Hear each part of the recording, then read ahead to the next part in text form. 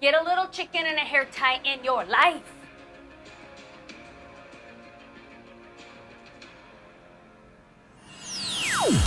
Were you alive in 1986? See, that's where our story today starts. We have Rami Revson, and she's walking along the streets of New York, and she's looking around, and she sees her product all over the newsstands, being sold at every street corner, and she wasn't making a dime. She was out on a mission to buy a chicken, $3.50. But see, that's not where our story starts. It's kind of the midsection, so let me back up a little bit. Rami Revson performed in Greenwich Village, and she would sing.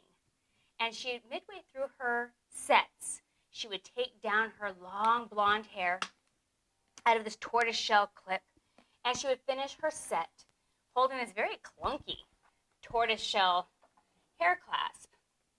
So she wanted something that was a little softer, something that maybe she could make out of fabric or find out of fabric. So she looked around. She couldn't find anything. So she decided, you know what? I'm a smart person. I'll make it myself. I just need to figure out what it is.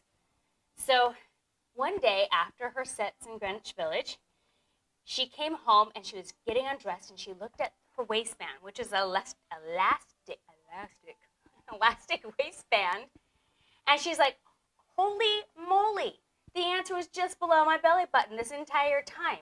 I'm going to make little tiny waistbands for my hair.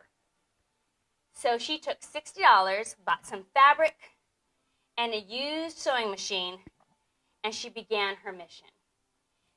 She had a little dog at the time that was just yapping and yapping and yapping. And this dog's kind of important here in a second. So he was yapping away, and she kept saying, shh, quiet, I'm working, shh, I'm creating. So finally she comes up with 5 prototypes, and she goes to this place in the Hamptons called the Candy Kitchen.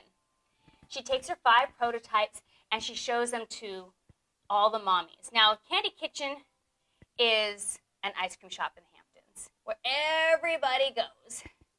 So as these mommies came in, she said, would you mind trying my product here?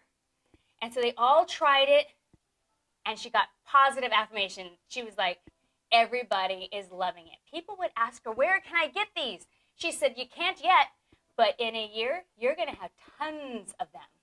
She had that much self-confidence that she even said, you know what? I'm going to buy myself a beach house. So she called her mom and her dad. Her dad was somebody of very little, few words. And they came over because she had this great idea, and she wanted to share it with them and how she was going to take care of them. And they came by, and her dad held this hair accessory in his hand, and he said, honey doll, I think you're onto something here. So with that vote of affirmation, confidence, she went off. She got herself a patent. And then from there, she approached companies with her idea. And she was laughed out of their offices. They had the audacity to even say, isn't it amazing what divorced women will do for money? That brings our heroine to where we started. It's 1986, walking down the streets of New York, and she sees her hair product on every newsstand, on every corner, being sold because these companies had knocked off her idea. She couldn't afford a $3.50 chicken, and they're making money on her idea. Well, remember that patent?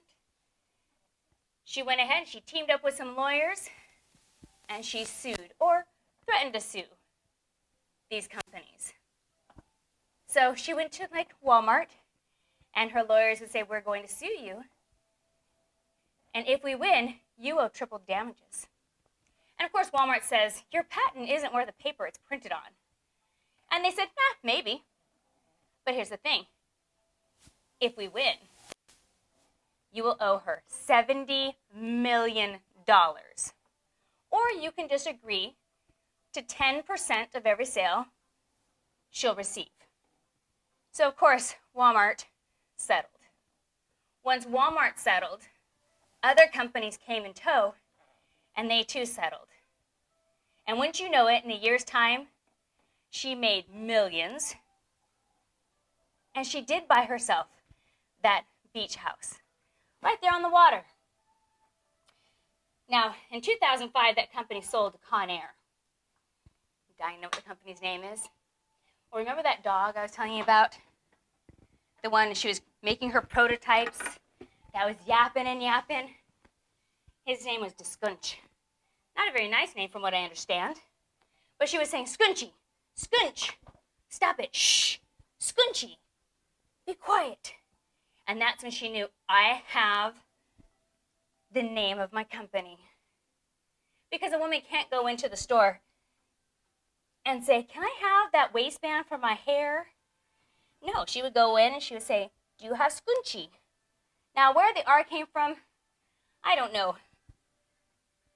But I too called it a scrunchie, and I didn't know how to pronounce Skunchy even after living in Germany. But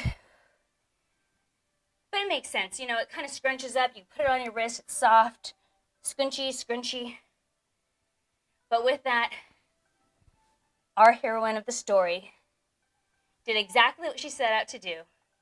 She created a solution to a problem, created a company with a dream. She believed in herself.